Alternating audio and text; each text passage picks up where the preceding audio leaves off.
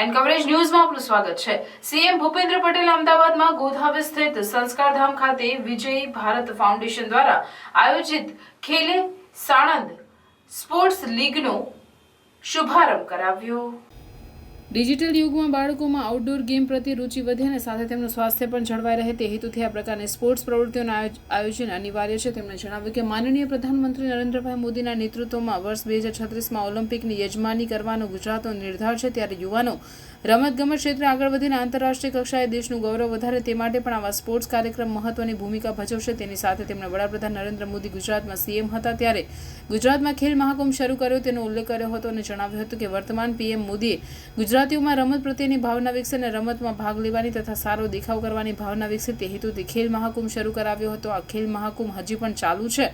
તેના પછી તેમણે પીએમ બન્યા પછી ખેલો ઇન્ડિયા મહોત્સવ શરૂ કરાવ્યો છે। સમગ્ર દેશમાં તેનો જોરશોરથી ઉજવણી થાય છે। યુવાનોમાં રમત પ્રત્યેનું આકર્ષણ વધે અને ફિટનેસ માટેની જાગૃતિ કેળવાય તે માટે આ પ્રકારના પ્રયત્નો શરૂ કરવામાં આવ્યા છે। अन्य खबरों के लिए चैनल को सब्सक्राइब कीजिए। खबरों का नोटिफिकेशन पाने के लिए बेल आइकॉन को जरूर दबाएं।